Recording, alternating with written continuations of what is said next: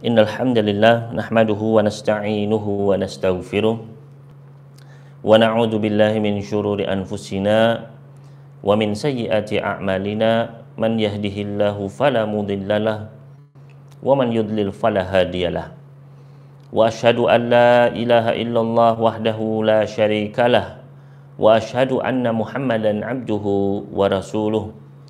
Ya ayyuhalladzina amanu taqullaha haqqa tuqatih wa la tamutunna illa wa antum muslimun.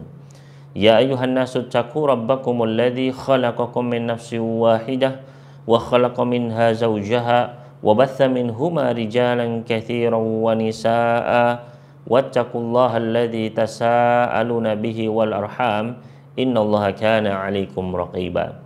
Ya ayyuhalladzina amanu taqullaha wa qulu qawlan sadida yuslih lakum a'malakum wa yaghfir lakum dhunubakum wa may yuti'illaha wa rasulahu faqad faza fawzan 'azima.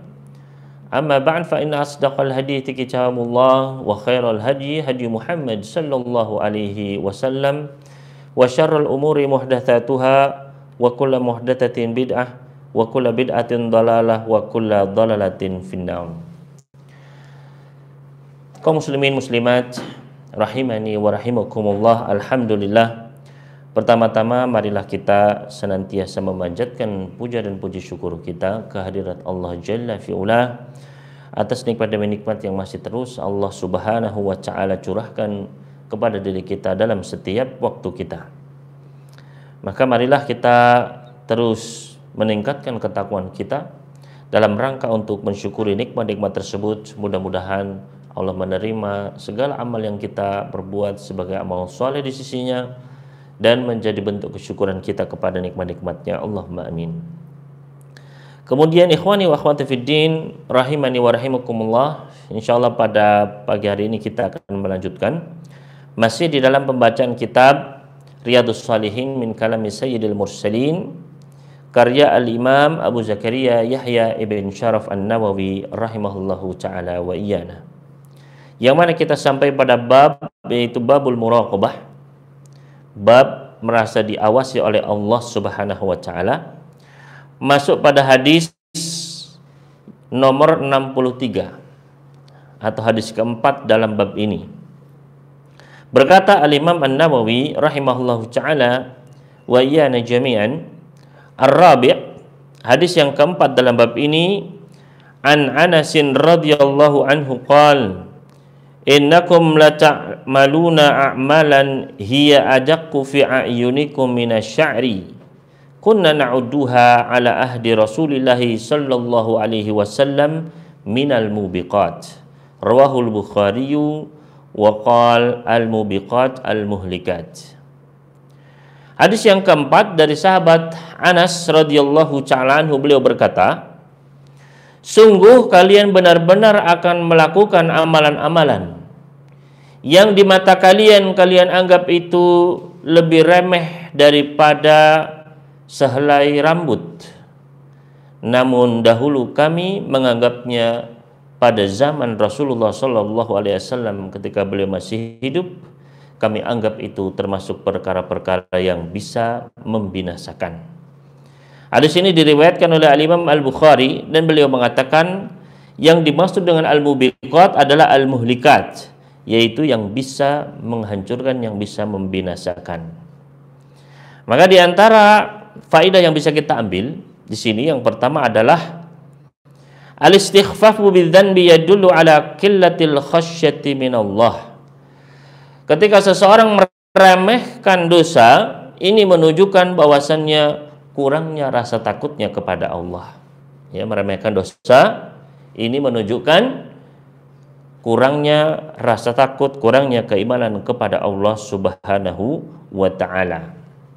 Maka sebaliknya, barang siapa yang dia merasa takut dengan dosa-dosa, barang siapa yang dia tidak meremehkan dosa-dosa yang dia perbuat, maka berarti tingkat keimanannya, tingkat rasa takutnya, ma'rifatullahnya juga itu adalah lebih besar, lebih baik. Ya. Karena semakin seseorang dia mengenal Allah, semakin seseorang dia takut kepada Allah, maka semakin takut pula dia untuk bermaksiat kepada Allah Subhanahu wa taala. Dan juga ketika seseorang dia meremehkan dosa-dosa, berarti dia kurang perasaan atau keyakinan terhadap muraqabatullah, kurang rasa diawasi oleh Allah Subhanahu wa taala. Maka hendaknya seorang mukmin jangan pernah meremehkan dosa-dosa.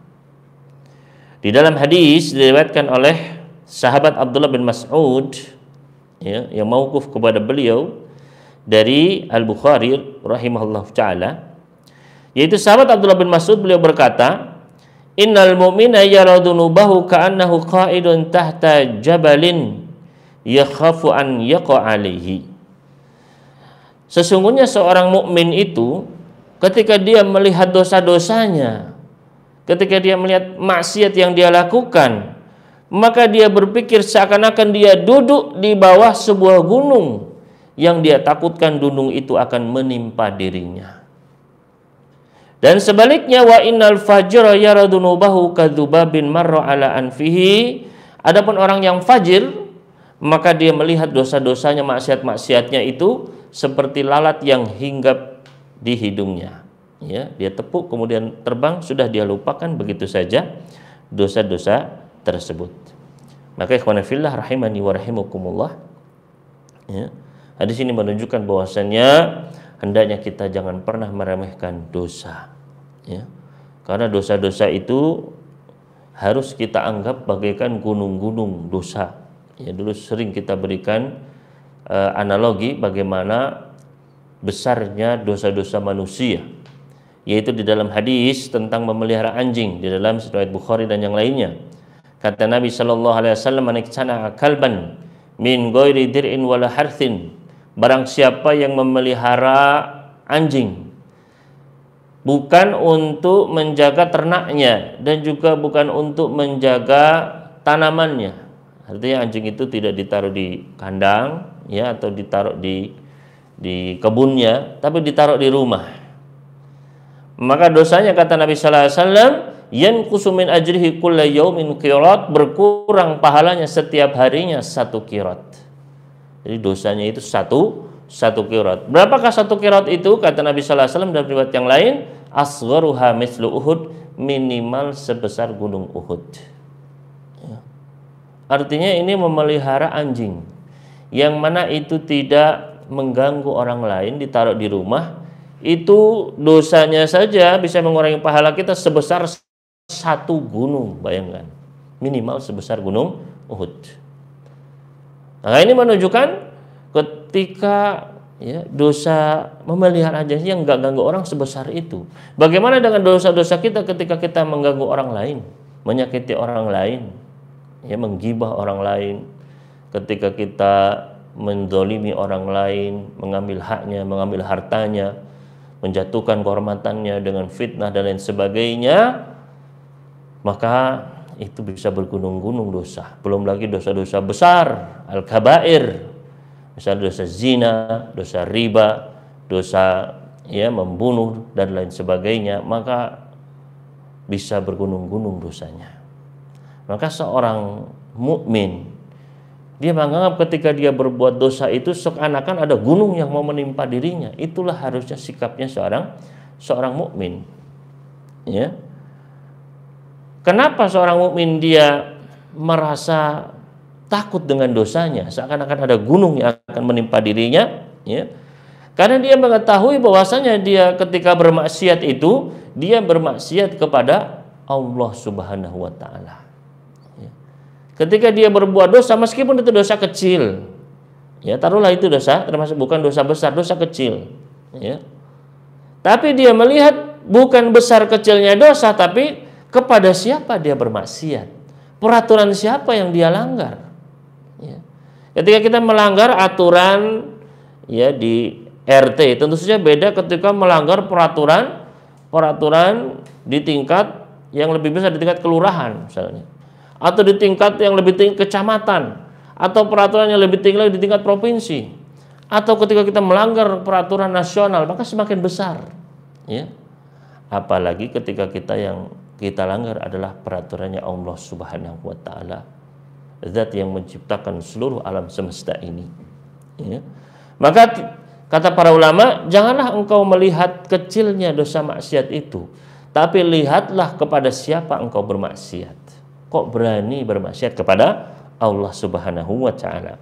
Makanya ketika seseorang meremehkan dosa, berarti dia tidak takut kepada Allah. Ya. Ketika seseorang dia meremehkan dosa, berarti dia kurang mengenal Rabb-nya, kurang mengenal Allah Subhanahu wa taala. Padahal Allah mampu untuk menenggelamkan dia ke dalam bumi, begitu saja bisa Allah. Ya. Kalau Allah misalnya ingin menimpakan batu api dari langit, bisa saja menimpa dirinya. Ya. Kalau Allah Subhanahu wa taala ingin menenggelamkan, bisa dengan mudah sekali. Atau tidak perlu susah, Allah hentikan saja itu jantungnya, kemudian dia meninggal, sangat mudah sekali bagi Allah Subhanahu wa taala. Dan Allah Maha mampu, ya. Allah mampu untuk melakukan semua itu. Maka ketika seorang hamba dia yakin kepada hal ini, dia benar-benar Allahu Qadir, Allah itu Maha mampu berkuasa. Ya. Maka saat itu dia akan takut kepada Allah Subhanahu, nggak berani bermaksiat. Makanya kata para ulama, man kana billahi a'raf kana lahu akhwaf. Barang siapa yang dia semakin mengenal Rabb-nya, maka dia akan semakin takut kepada Rabb-nya. Orang yang paling kenal kepada Allah akan paling takut kepada Allah. Makanya kata Allah Subhanahu wa taala, innama yakhsyallaha min ibadihil ulama. Sesungguhnya orang-orang yang takut kepada Allah hanyalah para ulama, yaitu orang yang dia memiliki ilmu tentang Rabb-nya, yang paling kenal kepada Allah Subhanahu wa taala. Jadi ini faedah yang pertama, ya, bahwasanya meremehkan dosa itu adalah tanda kurangnya rasa takut kepada Allah, kurangnya ilmu, kurangnya dia ma'rifatullah, mengenal Allah. Selanjutnya, faedah yang kedua, fihi tahdzirun fi rukunil mar'i ila amalihi fayajabu biha wa yastakhifu bil ma'asi. Yaitu peringatan agar jangan sampai manusia itu merasa ujub, ya, bangga dengan amal-amalnya. Jangan sampai kita merasa ujub, ya, dengan amal-amal saya sudah banyak, saya sudah melakukan amal ini, amal itu, ya, merasa pahalanya sudah banyak, sehingga ketika ada maksiat sedikit-sedikit diremehkan. Maka ikhwan fillah rahimani wa rahimakumullah, ya, jangan sampai kita merasa ujub, ya, karena sudah, ya, menjadi tokoh panutan, ya, dianggap sebagai ahli ibadah yang mumpuni dan lain sebagainya. Itu tidak ada jaminan, ya. Bisa saja karena suatu dosa kemudian kita tergelincir dan hancur. Betapa banyak ahli ibadah yang kemudian hancur di akhir masa hidupnya. Banyak kisah-kisah yang menyebutkan bagaimana ahli ibadah kemudian dia justru ditutup usianya dengan su'ul khotimah wal iyadzubillah. Maka jangan sampai kita, ya, merasa ujub, merasa bangga dengan amalan-amalan kita. Saya sudah, ya, bersedekah dengan sekian-sekian, saya sudah naik haji bolak-balik, umroh bolak-balik, saya sudah sholat, ya, di Masjidil Haram, Masjid Nabawi bolak-balik, itu kan ratusan ribu sholatnya, ya. Maka tidak ada kepastian bahwasanya semua itu diterima. Apakah ada? Ya.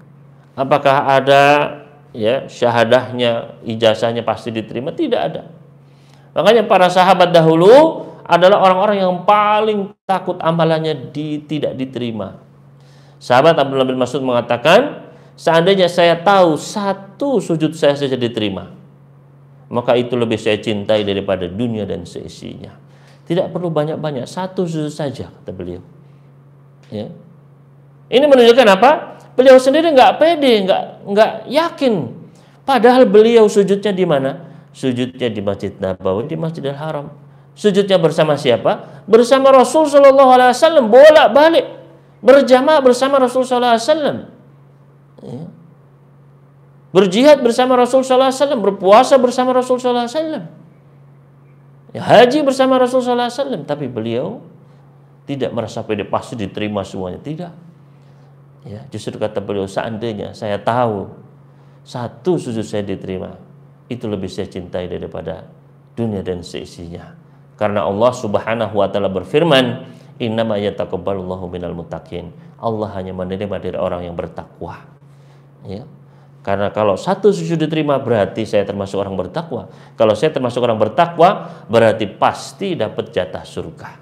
Ya. Cuman beliau sendiri tidak merasa pede. Dan itu harusnya sikap seorang mukmin, seorang muslim, seorang hamba.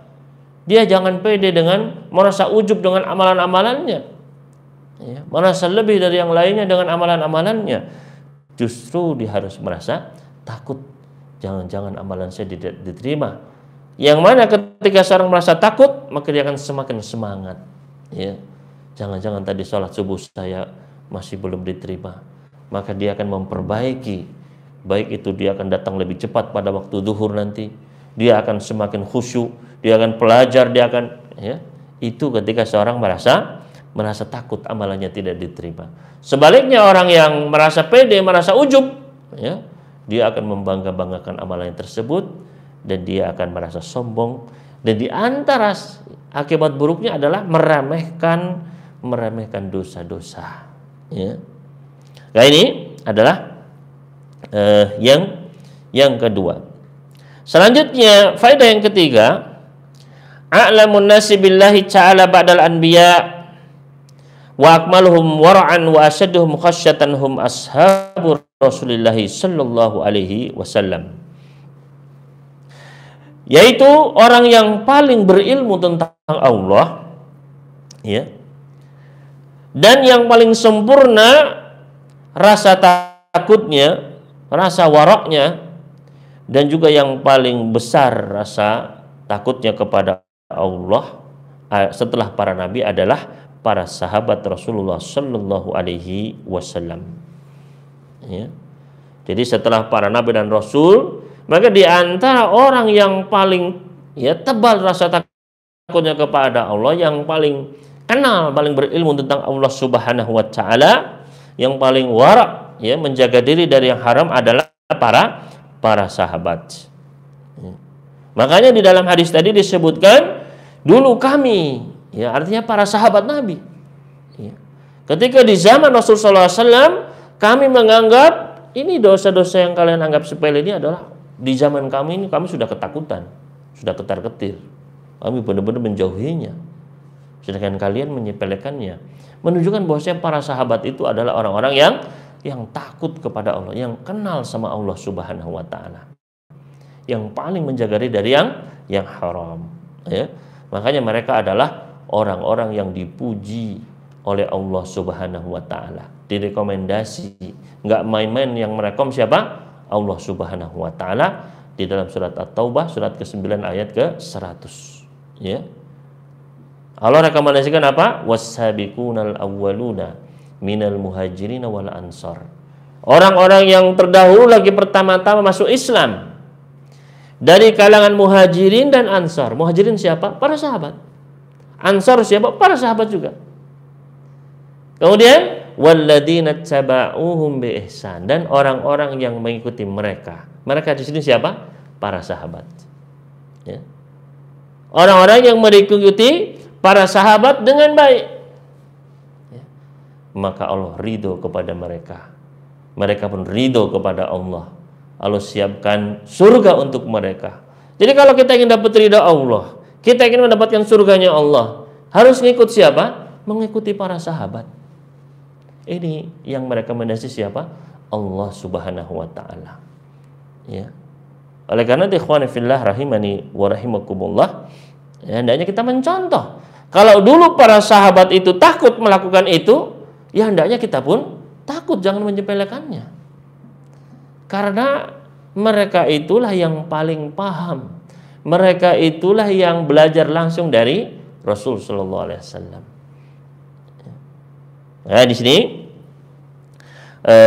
faedah yang penting bahwasanya orang-orang yang paling mengenal Allah, paling takut kepada yang haram, paling takut kepada Allah, mereka adalah para sahabat Nabi sallallahu alaihi wasallam, ya.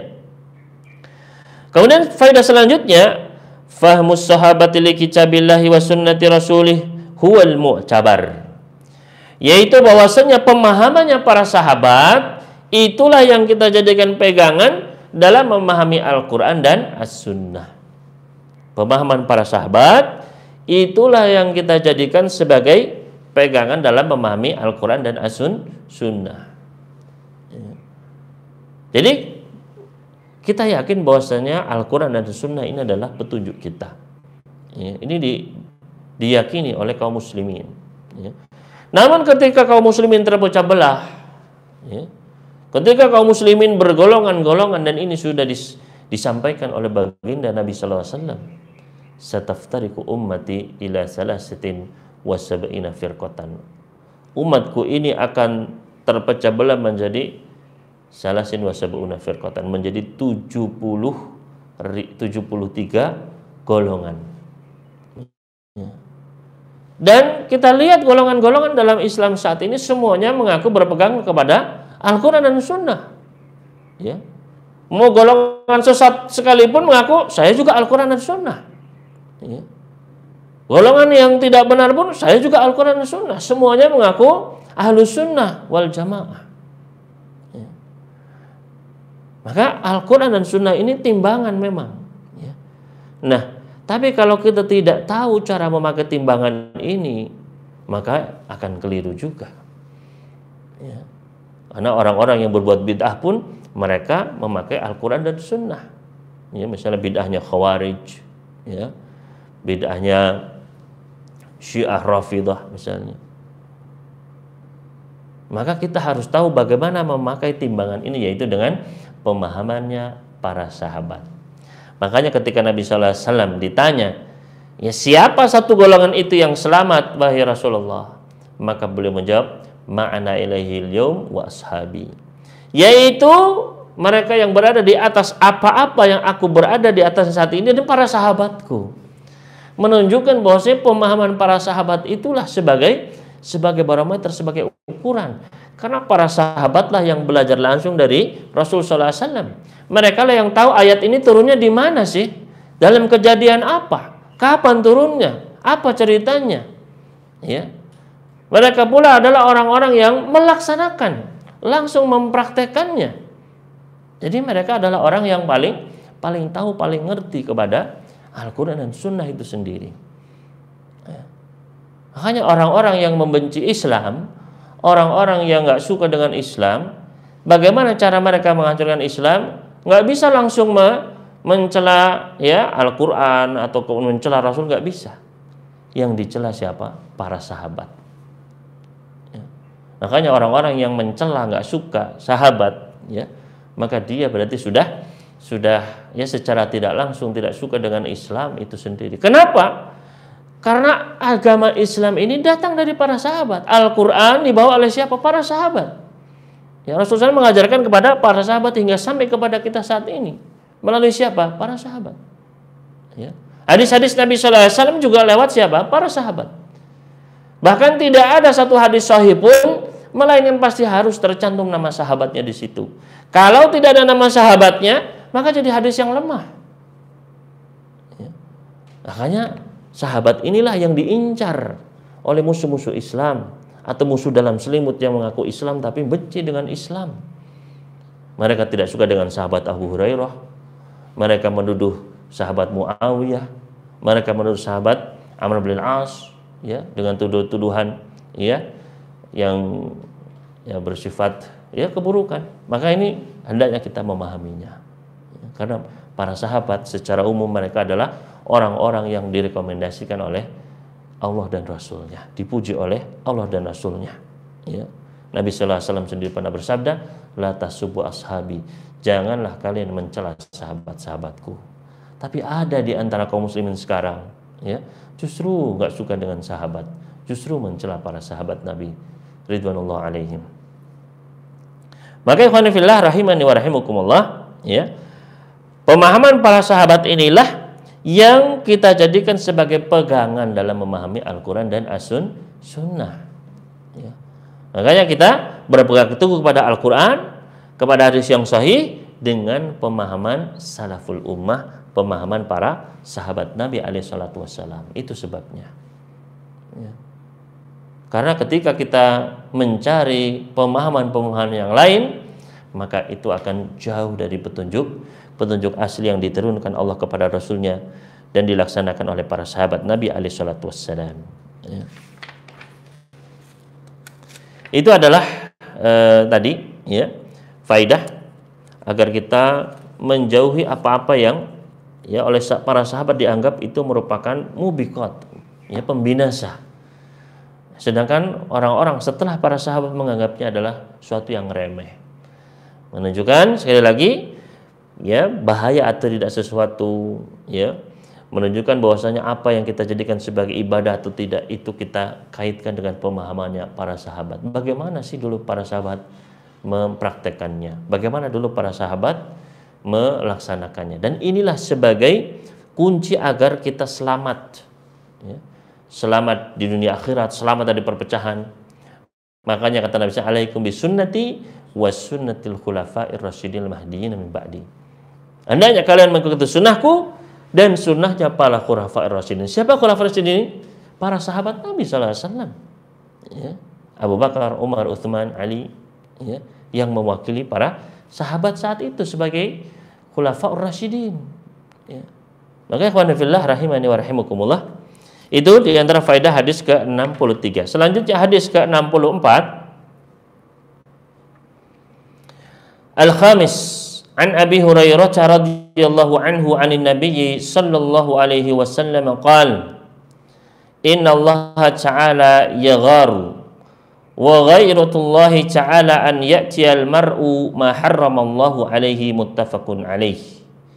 Wal ghirah bi fathil ghain wa asluha al anafah. Hadis yang kelima dari bab ini atau hadis ke-64 dari sahabat Abu Hurairah, semoga Allah meridai beliau, dari Nabi sallallahu alaihi wasallam, beliau bersabda, sesungguhnya Allah Subhanahu wa taala itu pencemburu. Dan cemburunya Allah taala itu apabila seorang hamba mendatangi apa-apa yang Allah haramkan atas dirinya. Hadis sahih muttafaqun alaih. Ya. Dan yang disebut dengan ghairah, dengan memfathahkan ghain, ya, aslinya adalah bermakna al-anafah, ya, kesukaan. Maka di antara faedah dari hadis ini yang pertama, yan bagi alal abdi an yabta'ida 'anil ma'asi li'annaha tusabbibu ghadaballah subhanahu wa ta'ala. Yang pertama adalah hendaknya seorang hamba dia menjauhi segala bentuk maksiat, karena maksiat itu bisa menyebabkan murkanya Allah Subhanahu wa ta'ala, ya. Jadi ketika seseorang mendatangi apa yang Allah haramkan, di situ Allah murka. Ketika seseorang melakukan maksiat, maka di situ Allah murka, ya. Misalnya seseorang dia mengucapkan ucapan yang buruk, menggibah misalnya, maka Allah Subhanahu wa taala berfirman, la yuhibbullahul jahra bisu'i minal qaul. Sesungguhnya Allah itu enggak suka, la yuhibbu, Allah enggak senang seseorang dengan terang-terangan mengucapkan, ya, ucapan-ucapan yang buruk, ucapan-ucapan yang dosa maksiat. Maka kita ingat itu. Ketika kita mengeluarkan entah itu ghibah, entah itu mengejek, entah itu menyakiti orang, ingat Allah itu nggak suka, ya, Allah nggak senang. Maka di situ kita akan mengerem, ya, kita akan berhenti. Maka di sini hendaknya kita menjauhi maksiat, karena maksiat itu bisa mendatangkan murkanya Allah, ya. Dan kita nggak ingin nanti kita dimurkai oleh Allah Subhanahu wa taala, baik di dunia maupun di akhirat. Selanjutnya faedah yang kedua, Allah Subhanahu yakrahul kufra wal fusuqa wal isyan. Allah Subhanahu wa taala itu membenci perbuatan-perbuatan kekufuran, perbuatan-perbuatan kefasikan, dan perbuatan kemaksiatan. Ya, Allah nggak suka. Sebaiknya Allah Subhanahu wa taala mencintai perbuatan-perbuatan keimanan, ketakwaan, ya. Maka ini hendaknya kita menjauhinya, karena Allah Subhanahu wa taala itu pencemburu, ya. Pernah ada seorang sahabat ditanya, kalau kamu melihat istrimu bersama pria lain, apa yang akan kamu lakukan?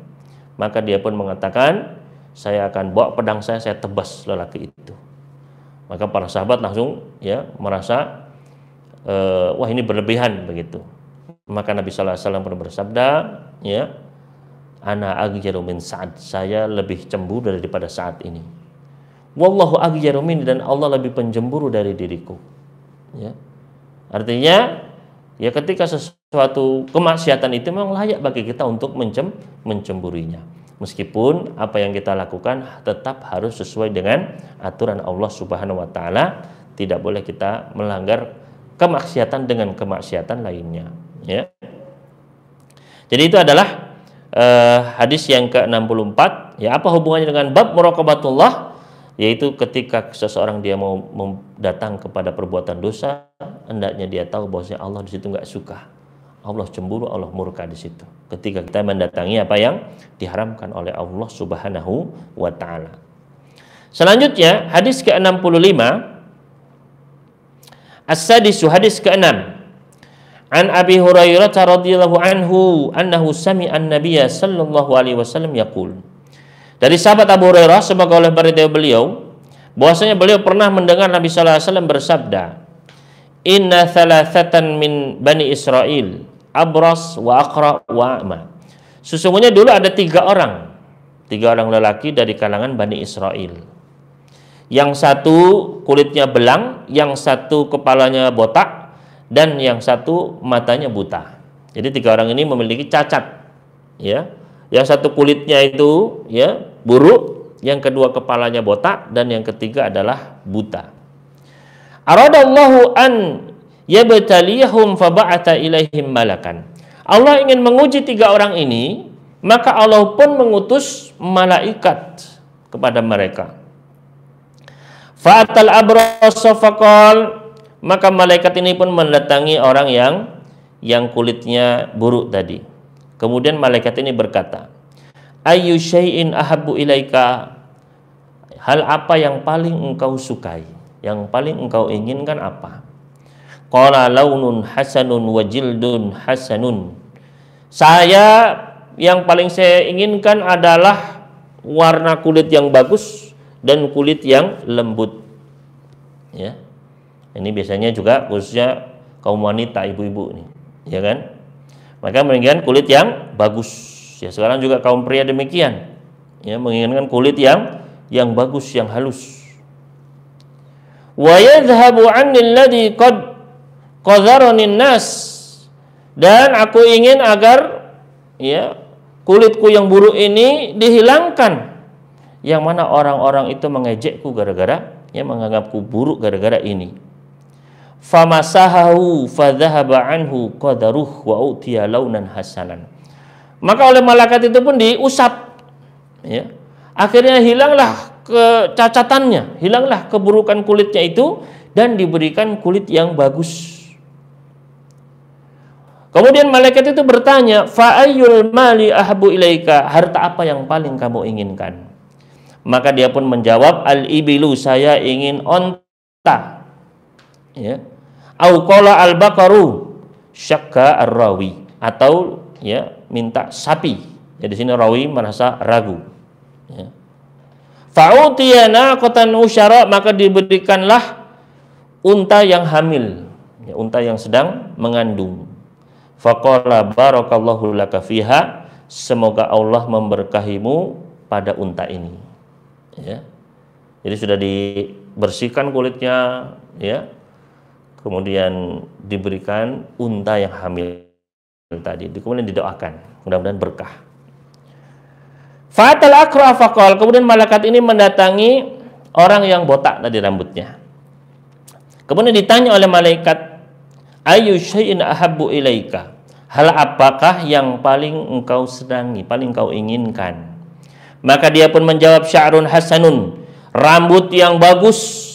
Wa yadhhabu anni hadzal ladzi qadhiranin nas, dan Allah menghilangkan apa yang ya manusia mengejekku dengannya ini, ya, kecatatanku ini. Famasahu fadzaba anhu fautiya sya'ran hasanan, maka diusap, maka hilanglah ya keburukannya dan diberikan rambut yang bagus. Kemudian malaikat kembali bertanya, harta apa yang paling kamu inginkan? Maka dia pun menjawab, al-baqaru, sapi. Maka diberikanlah sapi yang sedang hamil. Kemudian didoakan, barakallahu laka fiha, semoga Allah memberkahimu pada sapi ini. Kemudian datanglah kepada orang yang buta. Kemudian ditanyakan, ayyu syai'in ahabu ilaika, apa yang paling kamu inginkan wahai orang buta? Maka dia pun menjawab, an yaruddallahu ilayya basari faubsirun nas. Yang paling saya inginkan adalah Allah mengembalikan kepadaku penglihatanku, sehingga aku bisa melihat orang-orang lagi. Famasahu faradallahu ilaihi basarah, maka diusap oleh malaikat itu, kemudian dia pun bisa kembali melihat. Kemudian ditanyakan, harta apa yang paling kamu inginkan? Maka dia pun menjawab, al-ghanamu, kambing. Maka diberikanlah kambing yang sedang hamil. Maka dari harta-harta yang diberikan tadi, kemudian fa'anda jahadani wa wallada hadza, maka dari hewan-hewan itu pun kemudian melahirkan.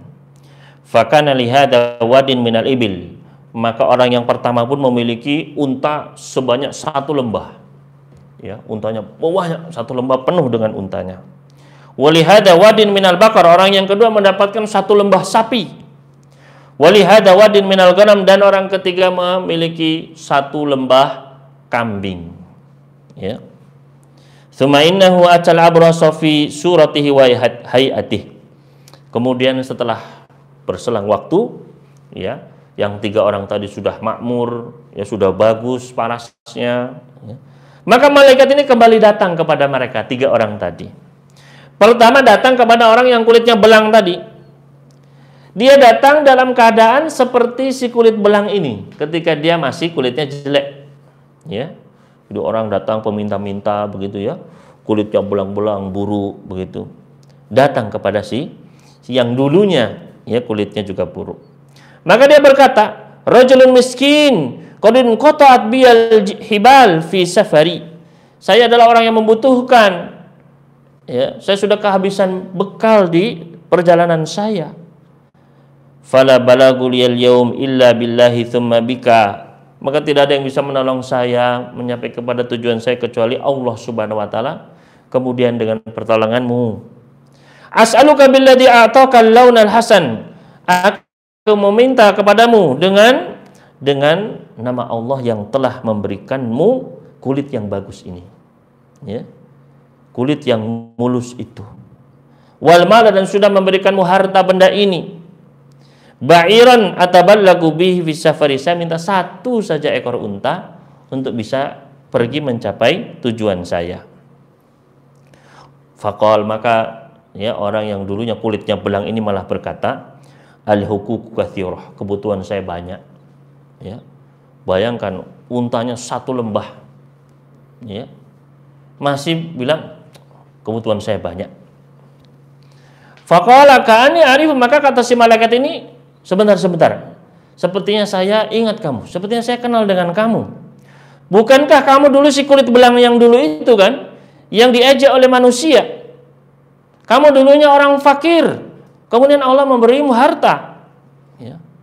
Maka si orang yang kulitnya belang ini justru mengatakan, innama warathu hadzal mal kabiran an kabirin. Ya, bukan. Saya kaya ini karena saya mewarisi dari orang tua saya yang juga sebelumnya kaya. Jadi dia bohong. Ya, denial, enggak mau dia. Ya. Faqal, maka kata malaikat ini pun ya, yang menjelma dari orang minta-minta tadi, in kunta kadziban fasayyarakallahu ila ma kunta. Kalau kamu bohong, semoga Allah mengembalikan seperti keadaanmu dulu. Nah, ya. Kemudian wa atal aqra'a fi surati wa hayatih. Setelah itu dia mendatangi orang yang botak tadi, ya. Dalam keadaan sama seperti si botak ini dulunya. Kemudian diucapkan seperti apa yang diucapkan kepada si kulit belang tadi. Dan ternyata si botak ini pun menjawab sama seperti si kulit belang tadi. Maka didoakan lagi oleh malaikat ini, kalau kamu bohong, semoga Allah mengembalikan seperti keadaanmu dulu. Ya. Kemudian datang kepada si yang dulunya buta. Ya, dalam keadaan buta juga. Dia datang kepada yang dulunya buta. Kemudian dia berkata, rajulun miskinun wa ibnu sabilin qata'a bil hibalu fi safari. Saya adalah orang yang membutuhkan, ya, saya terputus habis bekal saya di perjalanan. Ya, tidak ada yang bisa menolong saya pada hari ini kecuali Allah Subhanahu wa taala. Kemudian dengan pertolonganmu, aku memohon dengan nama Allah agar kamu memberikan kepadaku seekor kambing yang bisa aku jadikan bekal dalam perjalananku. Faqal, maka kali ini si buta atau yang dulunya buta pun menjawab, qad kuntu a'ma. Dulu saya juga buta. Dia tidak membantah itu, ya. Dia mengaku, dulu saya memang buta. Kemudian Allah mengembalikan penglihatan saya. Fakhudh ma syi'ta wa da' ma syi'ta. Silahkan ambil seberapa yang kamu mau dan tinggalkan berapa yang kamu mau. Ya. Ya, ini orang buta. Mau ngambil berapa? Apakah sanggup dia mengambil seluruh lembah? Juga nggak mungkin kan? Ya, silakan ambil berapapun, monggo silakan. Ya, khudh ma syi'ta, ambil yang kamu inginkan berapa dan tinggalkan yang kamu inginkan berapa. Fa wallahi ma ajhaduka al-yawm bi syai'in akhadtuhu lillah azza wa jalla. Saya tidak akan mencegahmu. Ya, apa yang kau ambil untuk Allah Subhanahu wa taala azza wa jalla, silakan ambil. Faqal, maka kata si malaikat ini kepada orang yang dulunya buta ini, amsik malaka, silahkan tahan hartamu, ya, silahkan engkau, ya, pegang hartamu ini, fa innama ubtulitum, karena ini adalah hanya ujian, ya, ini adalah apa? Ujian. Faqad radiyallahu anka, dan sungguh Allah telah ridho kepada dirimu, wasakhito ala sahibaika, dan Allah telah murka kepada dua rekanmu, ya, si botak dan si kulit belang tadi. Muttafaqun alaih. Hadis ini sahih, disepakati kesahihannya oleh Imam Bukhari dan Imam Muslim di dalam sahih mereka berdua. Wa naqatus al-usyara, ya, unta yang hamil tadi, an-naqah al-usyara bidhammil ain, dengan mendomahkan ain usyara, wa fathi shin, dengan menfathahkan shin, wabil maddi, dan dengan mad, usyara, hiyal hamil, yaitu adalah unta yang sedang hamil. Qauluhu antaj, wa fi riwayatin fanataja, ma'nahu tawalla nitajahu atau nitajaha, yaitu orang yang mengurusi kelahiran hewan tersebut. Wan natijul naqah kal qabilah lil mar'ah, orang yang natij, ya, mengurus kehamilan hewan itu adalah seperti bidan bagi seorang wanita. Wa qauluhu wallada hadha huwa bitasydidil lam. Ya, wallada itu dengan mentasdid lamnya, bukan walad tapi wallada. Ai tawalla wiladataha, yaitu orang yang mengurus kelahirannya. Wa huwa bimakna nataja fin naqah, yaitu orang yang mengurus kelahiran unta tersebut. Fal muwallidu wan natiju wal qabilah bimaknan. Ya, maka tadi orang yang mengurusi kelahiran unta tadi, ya, muwallad atau natij dan qabilah, ya, bidan, itu maknanya sama. Lakin hadzal hayawan wa dzaka li ghairihi, namun ini adalah khusus untuk hewan, ya, natij tadi, dan yang lain adalah untuk selain hewan. Wa qauluhu in qata'at bil hibal, terputus, ya, benangku, taliku, huwa bil ha'il muhmalah, yaitu dengan huruf ha yang muhmalah tanpa titik, wal ba'il muwahhadah, dan dengan huruf ba yang diberikan titik satu, ya. Karena kalau kitab-kitab zaman dulu itu kadang tidak ada titiknya, ya, jangankan harokatnya, titiknya sendiri nggak ada. Jadi huruf ha ya ha, tak begitu. Hanya dijelaskan oleh para ulama bil ha'il muhmalah, artinya haknya itu nggak ada titiknya, ya. Atau wil ba'il muwahhadah, ba yang ada titiknya satu, begitu. Ai al asbab, maknanya adalah sebab-sebab, yaitu bekalnya yang dia jadikan sebagai sebab untuk bisa mencapai tujuannya. Wa qauluhu la ajhaduka, ma'nahu la asyqu alaika fi raddi syai'in ta'khudhuhu aw tatlubuhu min mali, yaitu saya tidak akan mempersulitmu, ya, dalam mengembalikan apa-apa yang kau ambil. Jadi saya nggak akan nanti diminta atau enggak, ambil aja silakan, ya. Maka justru di situ akan ada datanglah keberkahan, ya. Namun sebaliknya, ketika kita kufur, enggak kok, ya, Ini saya dari dulu sudah mewarisinya seperti orang tadi. Maka justru akan apa? Dihapus sama Allah Subhanahu wa taala. Ya, ini sesuai dengan firman Allah Subhanahu wa taala, la in syakartum la azidannakum wa la in kafartum inna adzabi lasyadid. Ya. Apabila kalian bersyukur, maka aku akan tambah ya, bagi kalian. Tapi kalau kalian kufur, maka sesungguhnya azabku adalah pedih. Ya, ini menunjukkan hendaknya kita mensyukuri, mengakui dengan hati pertama itu, bahwasanya ini yang ngasih Allah. Ya, ini dari Allah, bukan dari kekuatan saya, kepintaran saya, kecerdasan saya, hasil kerja saya semata, bukan. Ya, semuanya dari Allah Subhanahu wa taala. Ya. Kemudian dengan lisan kita ucapkan alhamdulillah, ya. Kita bersyukur kepada Allah, berdoa kepada Allah, dan juga dengan seluruh tubuh kita manfaatkan nikmat-nikmat itu kepada ketaatan. Itu cara bersyukur kepada Allah Subhanahu wa taala. Kemudian selanjutnya fadlus shadaqah, keutamaan sedekah. Ya. Karena 3 orang tadi diuji, ya.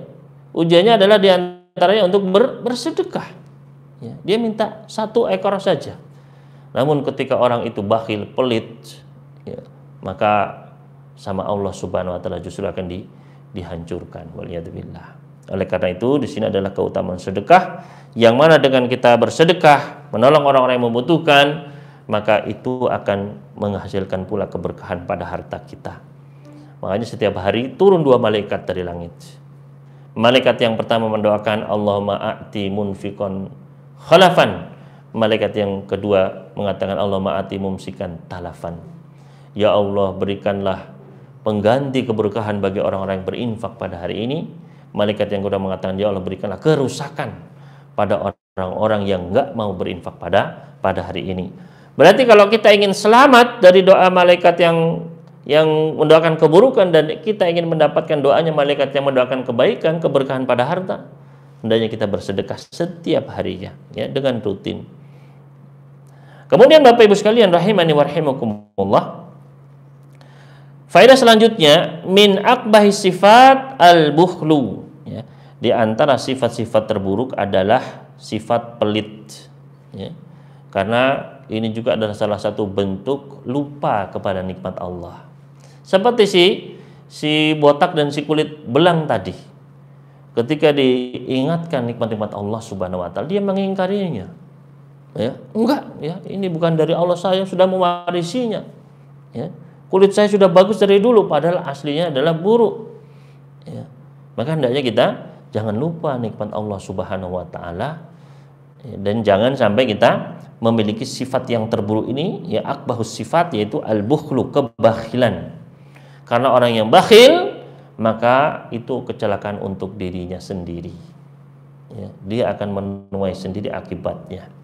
Sebaiknya orang yang bersedekah, dia pun akan menikmatinya nanti di akhirat kelak. Ya, banyak sekali keutamaan sedekah, dan ya disebutkan dalam hadis-hadis, dan banyak juga bahayanya ketika seseorang dia tertimpa penyakit bakhil ini. Ya. Dan setiap orang memiliki penyakit ini. Ya, setiap jiwa dia memiliki kecenderungan, ya, potensi untuk bakhil ini. Yang bisa menyelamatkan kita dari kebakhilan siapa? Allah Subhanahu wa taala. Wa may yuqa syuhha nafsihi, dan barang siapa dia yang dijaga dari kebakhilan pada jiwanya. Berarti setiap orang itu, ya, jiwanya memiliki potensi untuk bakhil. Ya. Dipinjam ini sedikit, wah, ya, jiwanya memberontak. Diminta ini sedikit, ya, jiwa pelitnya muncul. Maka bagaimana kita untuk menjaga diri dari sifat ini? Tidak ada jalan kecuali dengan minta pertolongan Allah agar menghilangkannya dari jiwa kita, gitu, ya. Maka minta sama Allah. Barang siapa yang merasa, ya, saya kok dia terasa berat, terasa bakhil, maka segera banyak-banyak berdoa, ya, dalam sujudnya, dalam segala waktunya, minta sama Allah agar diselamatkan dari sifat kebakhilan ini. Kemudian selanjutnya, al-bukhlu wal kadibu mujibani li ghadabillah, ya. Nah, 2 sifat tadi, yaitu kebakhilan dan kedustaan, ini bisa mendatangkan murkanya Allah. Ya, sebagaimana dua orang tadi, ya, dia botak dan juga kulit belang. Ketika dia diminta, dia nggak mau memberikan. Ya, ketika dia ditanya, ya, bukankah kamu dulu orang yang dulunya belang? Dia pun, ya, menolak hal tersebut dengan kedustaan. Maka ketika dua dosa ini terkumpul tadi, Allah pun murka kepada kedua orang tadi. Ya, maka ini berbahaya sekali, kebakhilan dan kedustaan. Maka jangan sampai kita terhinggapi dua penyakit ini. Banyak-banyak kita berlindung kepada Allah, minta sama Allah agar jangan sampai, ya, kita ini jiwanya bakhil, lisannya suka bohong. Ini harus kita, ya, banyak-banyak berlindung kepada Allah, karena itu bisa mendatangkan murkanya Allah Subhanahu wa taala sebagaimana dalam hadis tadi. Faedah selanjutnya, as-sidqu wal karamu min sifatil hamidah, ya, yaitu sifat jujur dan kedermawanan. Ini adalah dua sifat yang terpuji yang bisa mendatangkan ridhonya Allah Subhanahu wa taala. Seperti si buta tadi, ya, diminta, monggo silakan bawa saja, ya. Ketika dia ditanya, ya, maka dia pun menjelaskan, memang dulunya saya juga buta. Dia langsung jujur, ya, tidak, ya, berbuat dusta sedikit pun. Maka Allah pun ridho kepadanya. Berbeda dengan dua temannya tadi, ya.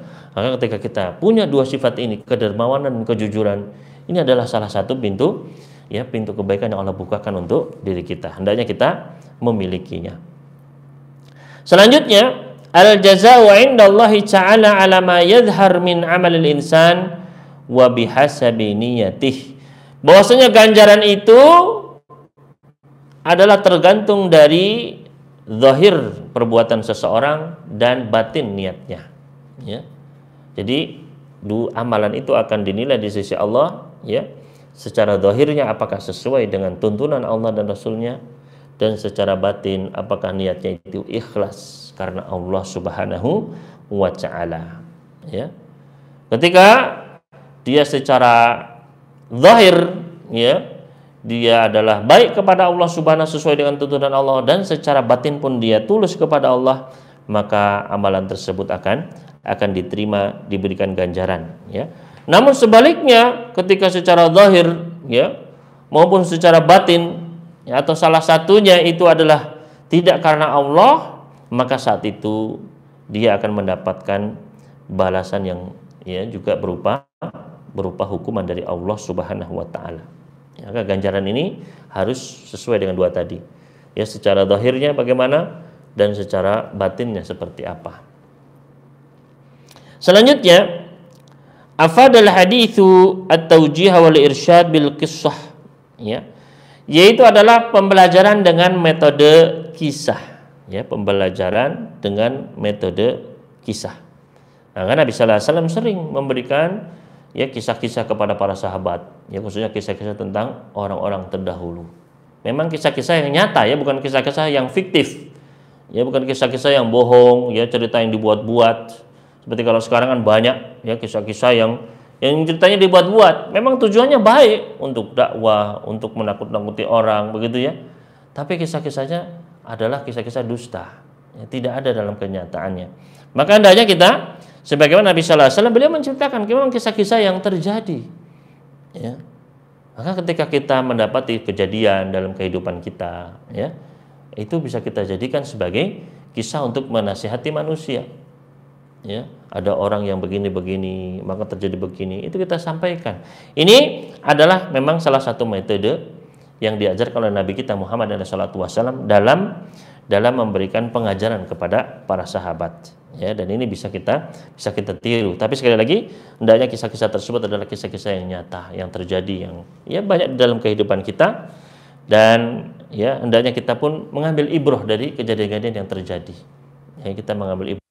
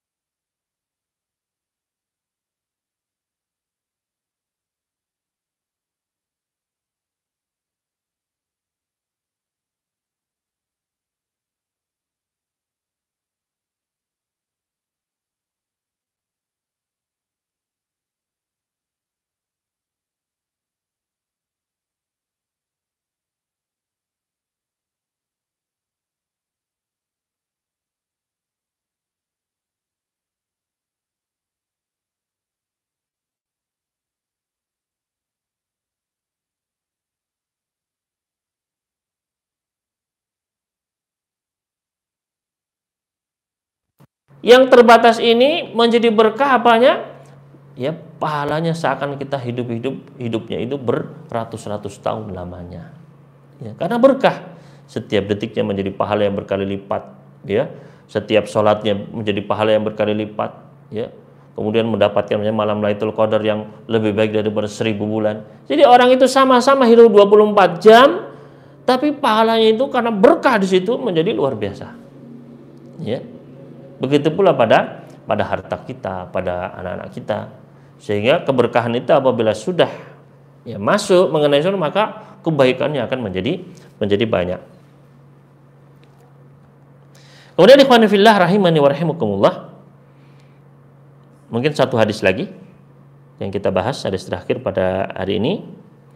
Hadis yang ketujuh dari Abi Ya'la Shaddad ibn Aus radhiyallahu anhu, dari Nabi sallallahu alaihi wasallam, beliau bersabda, al-kayyisu man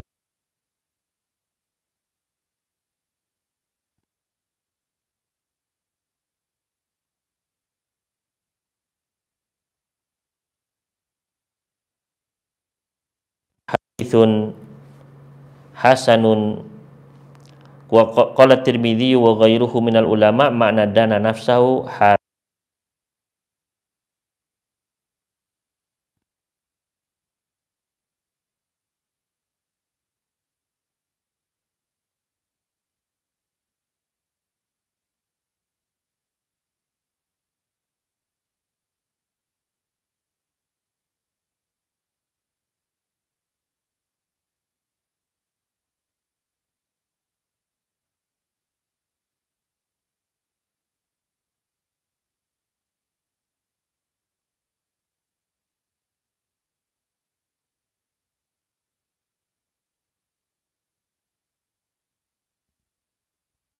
atsbah nafsahu hawa, sedangkan orang yang lemah adalah orang yang mengikuti hawa nafsunya dan dia berangan-angan kepada Allah Subhanahu wa taala. Dia bermaksiat tapi ya mudah-mudahan nanti diampuni begitu.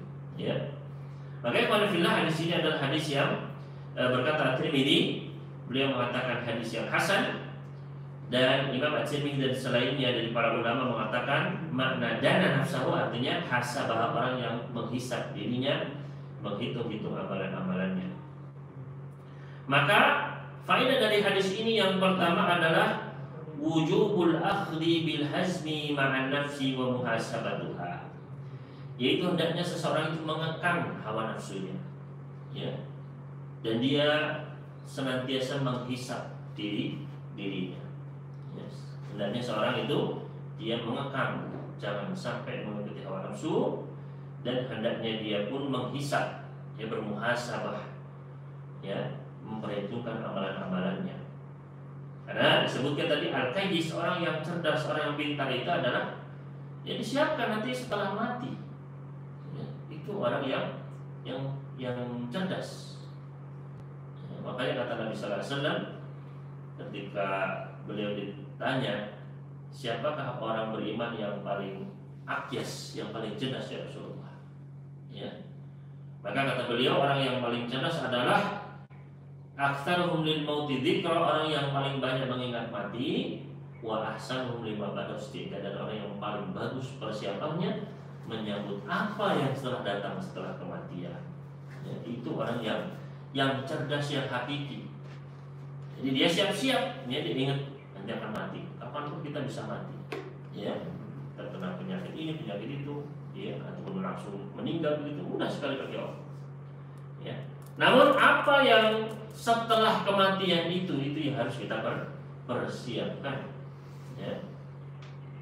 Jadi itu yang pertama. Kemudian selanjutnya al-istidadu lima ba'dal maut bil amali shalih. Persiapan menyambut setelah kematian adalah dengan amal-amal saleh. Karena dengan amal salehlah seseorang itu dia akan tenang dalam kuburnya. Dengan amal salehnya lah dia nanti tenang ketika dihisab oleh Allah Subhanahu wa taala. Dengan amal salehnya lah dia bisa melintasi sirat dengan cepat.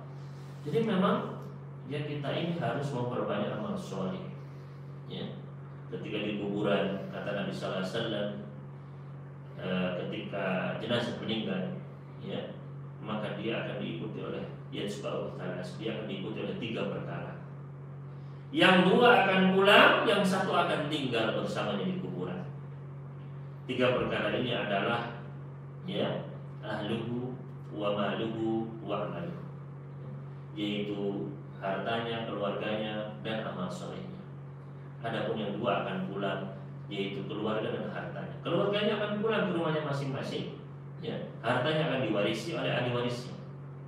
Wa baqiyal wahid, satu yang tinggal bersama kita di kuburan, yaitu adalah amal-amal kita. Kalau amal-amal itu amal yang soleh, maka yang menemani adalah seorang yang berparas, yang baik, bagus, ya, yang baunya juga enak. Ya. Siapa engkau? Ya, penampilanmu seperti penampilan orang yang membawa kebaikan. Maka dia menjawab, saya adalah amal-amal solehmu. Ya. Namun sebaliknya ketika amal-amalnya amal-amal yang buruk, maksiat demi maksiat, tidak pernah beristifat, tidak pernah bertobat kepada Allah Subhanahu wa taala, maka amal-amal buruk itu pun akan datang, akan hadir nanti di kuburan dalam bentuk yang menyeramkan, baunya tidak ya mengenakkan. Siapa engkau? Penampilanmu seperti penampilan orang yang membawa keburukan. Maka dia pun menjawab, saya adalah amal-amal keburukan. Ya. Bayangkan kita di kuburan berapa lama bersama orang yang kayak gitu seremnya, ya. Ibaratnya kayak ada ya, setan atau zombie begitu yang menemani kita di dalam kuburan. Kita saja di dalam kamar ada tikus, ya lari-lari, apakah bisa tidur? Tidak bisa. Ya. Nah, ini ada ya, amal-amal buruk kita yang menemani dalam bentuk yang demikian menyeramkan. Maka di sini persiapan setelah kematian adalah dengan amal-amal yang amal-amal shalih, amal-amal ketaatan. Selanjutnya, man sara khalfa syahawati nafsihi dhalla wa adall. Barang siapa yang mengikuti hawa nafsunya, barang siapa yang dia hanya melampiaskan hawa nafsunya, maka dia akan sesat dan menyesatkan. Ya. Nah, sini hati-hati, ya.